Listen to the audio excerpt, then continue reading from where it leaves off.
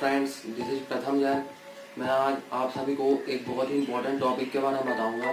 इससे आमतौर पर कंपटीशन एग्जाम में बहुत क्वेश्चन आते हैं। इस टॉपिक का नाम है अर्थक्वेक, जिसको हिंदी में बोलते हैं भूकंप। ये दो शब्दों से मिलकर बना है, भू प्लस कंपन, यानी पृथ्वी का हिलना। ये बात तो सबको पता होती है क्योंकि ये इसके नाम ही से पता है, लेकिन इसके बाद और दूसरा क्वेश्चन किया जाए कि ये आता क्यों है, तो किसी को इसका आंसर नहीं पता होता।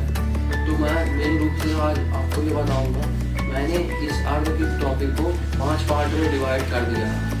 ये 5 पार्ट के द्वारा अर्थक्वेक का जो पूरा पोर्शन है वो कवर हो जाएगा। पहला टॉपिक है अर्थक्वेक की डेफिनेशन क्या होती है। दूसरा टॉपिक है अर्थक्वेक के प्रकार कितने होते हैं। तीसरा टॉपिक है अर्थक्वेक आने के कारण रीजन कितने होते हैं। चौथा टॉपिक है अर्थक्वेक के प्रभाव क्या पड़ते हैं, इससे लाभ क्या होते हैं, इससे हानि क्या होते हैं। पांचवा टॉपिक है अर्थक्वेक आने की भविष्यवाणी कैसे की जा सकती है। ठीक, तो मैं पहला टॉपिक आपको बताऊंगा कि अर्थक्वेक की डेफिनेशन क्या होती है। ये तो सभी को पता होगा कि अर्थक्वेक जो है 2 वर्ड से मिलकर बना है, भू प्लस कंपन। भू का अर्थ होता है भूमि और कंप का अर्थ होता है कंपन, अर्थात भूमि का कंपन करना, भूमि का हिलना, भूमि में हलचल होना क्या कहलाता है, अर्थक्वेक, भूकंप। अब आते हैं अपन अर्थक्वेक के प्रकार कितने होते हैं। अर्थक्वेक 2 प्रकार के होते हैं। पहला, जिसमें प्रकृति के द्वारा जो अर्थक्वेक उत्पन्न होता है, मानव इसमें कुछ नहीं कर सकता सिवाय इसके बचाव के। ठीक, जब ये आएंगे तो इनका आना तय है, तो इनमें सिर्फ और सिर्फ प्रकृति का योगदान होता है। दूसरे टाइप का अर्थक्वेक होता है मानव जन्य भूकंप, जिसका जो मेन रूप से योगदान जिसमें मानव का रहता है, मानव के कारण ही यह अर्थक्वेक आता है। अब अर्थक्वेक आने के मेन कारण क्या है, तो अर्थक्वेक आने के मेन 2 प्रकार के कारण है। एक जो प्रकृति के कारण अर्थक्वेक आते हैं, एक मानव के कारण अर्थक्वेक आते हैं। तो जो प्रकृति के कारण अर्थक्वेक जो आते हैं उनको मैं कुछ टॉपिक बताऊंगा कि पृथ्वी की जो धरती है उसके अंदर का टेम्परेचर बहुत अधिक होता है। इस कारण से जो पृथ्वी के गर्भ की जो रॉक्स होती हैं, अंदर की जो रॉक्स होती है वो पिघल जाती है। जब कोई चीज पिघल जाती है तो उससे अनेक प्रकार की गैसेस निकलती हैं। जब गैसेस निकलती हैं तो पृथ्वी के अंदर से पृथ्वी के ऊपर की ओर, जहाँ पे अपन है सरफेस की ओर, एक प्रेशर लगता है, क्योंकि गैसेस है तो वो ऊपर की ओर उठेंगी संवहनीय धाराओं के कारण, तो वो एक ऊपर की ओर प्रेशर लगाएंगी, जिससे वहां पे एक प्रेशर लगता है और जहां भी वीक प्लेन होते हैं यानी कमजोर सतह जहाँ की भी होती है वो उसको फोड़ के बाहर की ओर आ जाता है। इस कारण से क्या होता है, मेन रूप से अर्थक्वेक आता है।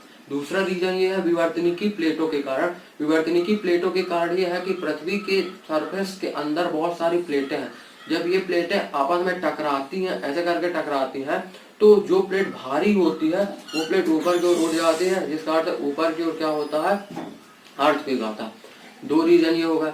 ठीक, थर्ड रीजन ये है कि गैसों के रिसाव के कारण जब पृथ्वी की धरती के अंदर अनेक प्रकार की जो गैसेस रहती हैं ऊपर की ओर उठती है, तो क्या होता है, प्लेटों में हलचल होती है, तो वही क्या होता है, अर्थक्वेक आता है।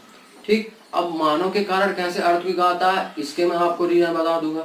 तो पहला रीजन ये है कि बांध जो बनते हैं उनके कारण। तो अब आप सोचेंगे कि बांध के कारण कैसे अर्थक्वेक आएगा, तो मैं बता रहा हूँ कि जब बांध बनता है तो वाटर को एक जगह पे क्या कर लिया जाता है, स्टोर कर लिया जाता है। तो वो जो वाटर का जो भार रहता है वो नीचे की ओर इतना ज्यादा लगता है कभी कभी कि जो नीचे की रॉक्स रहती हैं वो क्या होती है, टूट जाते हैं। जब रॉक्स टूट गई तो उनमें हलचल होगी, तो स्वाभाविक सी बात है कि आसपास भूकंप आने के चांसेस बहुत सारे रहेंगे।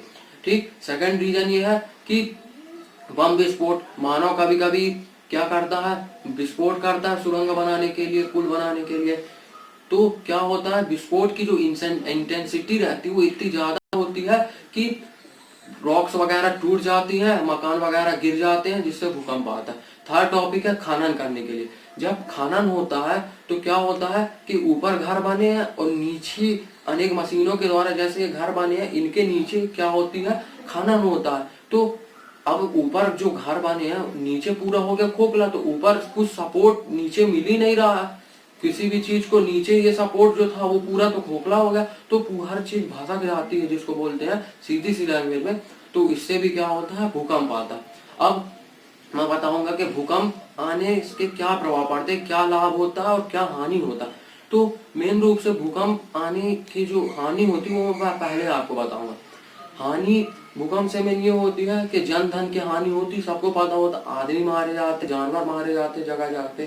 फिर दूसरा नंबर यह है कि भूकंप से घर ढह जाते हैं। ठीक, तो जो मलबा होता है चारों तरफ, तो वो जो मलबा होता है जहाँ पे नदी बह रही है, वो नदी का मार्ग क्या करता है, अवरुद्ध कर देता है, नदी के मार्ग में बाधा बन जाता है। तो जो नदी का पानी रहता है वो आसपास जो शहर होंगे, नगर होंगे, वहां आ जाता है, जिससे नगर के नगर डूब जाते हैं और बाढ़ की संभावना आ जाती है। फिर थर्ड टॉपिक यह है कि भूकंप से क्या होगा, रास्ते हैं उनमें बड़े बड़े क्रैक्स आ जाते हैं, जिससे यातायात में क्या होती है, कमी हो जाती है, यातायात के साधन में कठिनाई होती है। फिर भूकंप से लाभ भी होगा। तो अब आप ये सोचेंगे कि भूकंप से कैसे लाभ? हर चीज के टू साइड होते हैं, भूकंप के भी टू साइड है, एक उसकी एडवांटेज और एक डिसएडवांटेज। तो एडवांटेज भूकंप से ये होती है कि पृथ्वी के गर्भ से जो होते हैं नए नए पदार्थ निकलते हैं। ठीक, आपको पता है कि प्रेशर आता है ऊपर से, तो जो वीक प्लेन होती है वो फट जाते हैं, यानी वहां पे नए नए पृथ्वी के धरती के अंदर से मिनरल्स निकलते, खनिज, जो कि बहुत ही मूल्यवान होते हैं। ठीक, फिर दूसरा टॉपिक यानी दूसरा एडवांटेज ये है कि जो भूमि है वो धस जाती है, भूमि धस गई, यहाँ पे वहां पे एक गड्ढा जैसा बन गया, और बरसात के समय में उसी गड्ढा से क्या हुआ, पानी भर गया। जब पानी भर गया तो वहां पे एक झील का निर्माण हो जाता है, जो कि बहुत ही अच्छा होता है। फिर तीसरा टॉपिक यह है कि मलबा बन जाता है चारों जगह, भवन टूटे, होटल्स वगैरह टूटी, तो वो क्या होता है, रॉक्स टूट फूट जाती है। तो जब रॉक्स टूट फूट जाती है तो रॉक से क्या बनती है, मिट्टी, तो एक उर्वरा मिट्टी बनती है, जिससे कृषि का बहुत ज्यादा प्रोत्साहन मिलता।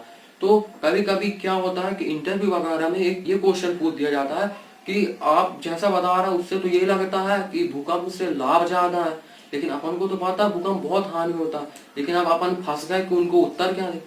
तो मेन रूप से उनको ये उत्तर दिया जाता है कि भूकंप से मेन जन धन की हानि होती है, यानी जब मनुष्य ही नहीं रहेगा तो तुम्हारे कितने भी मिनरल्स निकल जाए, क्या करेंगे उसका।